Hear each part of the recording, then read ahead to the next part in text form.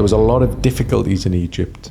The Zamalek president made a statement that I was gay. Yeah. Which was quite offensive in Egypt. Not long ago, you were the president of the Egyptian Referees Committee.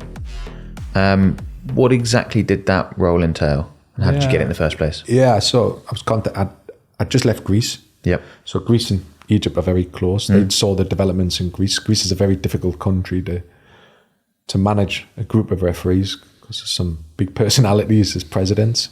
And also the federation can be very difficult. There's a lot of politics, which we don't always see in other countries. So right. A very similar thing was developing in Egypt. I was approached, and I was asked to become the head of refereeing. But the problem was, it's like everything. Immediately I started, the chairman of the referees committee resigns, probably in protest. I don't know, I never met him. Okay. But all of a sudden you become your department becomes weaker. So then you end up being dragged into a lot of other aspects of the job which you weren't employed to do. So one of the areas was I started to have to do the appointments, which is always politically difficult. Right. You also, there was a lot of relationships in Egypt, which I started to analyse very, very quickly. So the two big teams in Egypt was Zamalek and Al Ahly. I'd already saw decisions before I'd even arrived. I used to be sent decisions from a colleague who lives not far from us in the northeast, who was a professor in the university. He used to send us a lot of clips from the Egyptian league, and some of the things you wouldn't accept. You would be complaining in England even more. Right. And it seemed to be targeted. Some decisions were targeted against one team, some targeted. It was really. So it was my job to try and improve the referees. And one thing I did was I give them a lot of lectures. It's difficult when they're not professional to meet them every 2 weeks because they've all got jobs. So we used to do a lot of Zoom calls. I used to meet the referees after every match day. We used to discuss the incidents. We tried to give them uniformity. The VR got better. And I think in the short period of time, one of the areas we looked at was a referee in Egypt would whistle 50, 60 times a match for any small contact. That reduced to something like 32, 33 fouls. So the clubs, the media, the TV companies were given positive feedback because the game was flowing a bit more. So that was one step we looked at. The next step was to try and get the referees and the VRs to be uniform. We got less controversies.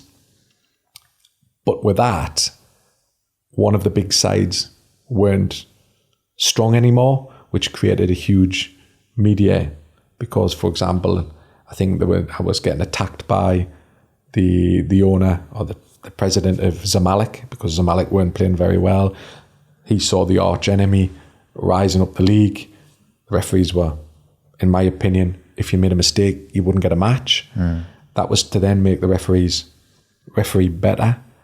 But the problem I also have is I was also coaching and managing the referees in the second league, and there's no video. Okay. So there was none of the matches were televised. Right. So it's difficult.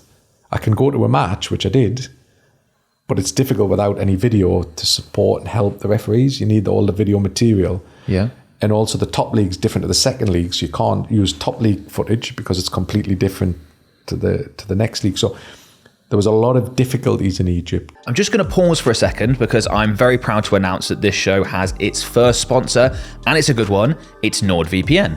As the owner of a marketing agency that operates online, it's really important for me and my team to stay protected with whatever we're doing online. And that's why NordVPN is essential to the operation of my business. Now, if you're a massive football fan like me, you can't watch every game because of the ridiculous 3 p.m. blackout, but you can if you use NordVPN. You can change your virtual location to another country where that game is actually being played. You can also watch games when you're abroad. NordVPN is also the fastest VPN, so no buffering, lagging, slowing your internet down. To get the best discount off your NordVPN plan, go to nordvpn.com/Ben Heath. Our link will also give you 4 extra months on a 2-year plan. There's no risk with Nord's 30-day money-back guarantee. The link is in the description below. Go ahead and check it out.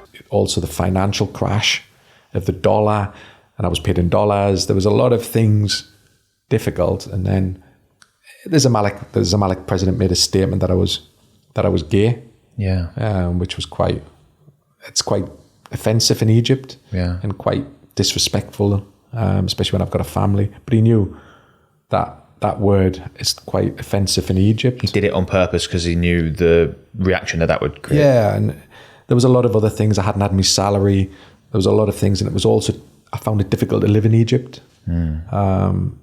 Egyptian people are great people, but when you've lived in Spain or you've lived in Greece or you've lived in England, there's less restrictions. Okay. You know, for example, in Egypt, you can't drive.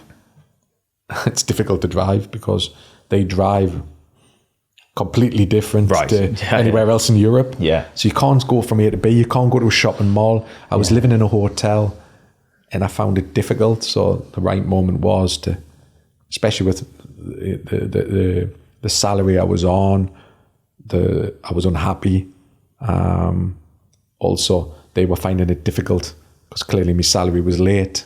Yeah, it was an easy decision, and both parties came to an agreement, and I think it was the best for both parties that I was unhappy, and B, it relieved them of their financial obligations. So I think both parties were happy in the end that we parted way. And you know, I wish Egypt people, I still get a lot of message from Egyptian referees, and you know, they felt, a lot of referees felt that they were being treated fairly, that if you refereed well, you got matches. If you didn't referee well, you didn't get matches. But the problem in a lot of countries is you'd have referees that would referee. There would be, I think when I arrived, they had 80 referees refereeing 10 matches. So work that if you work that permutation out, it's very difficult to give referees games. Yeah, so if you've got some good referees, like the FIFA referees, who are really good referees, they should be out most weeks. Yeah. Because I need the exposure for FIFA. Yeah.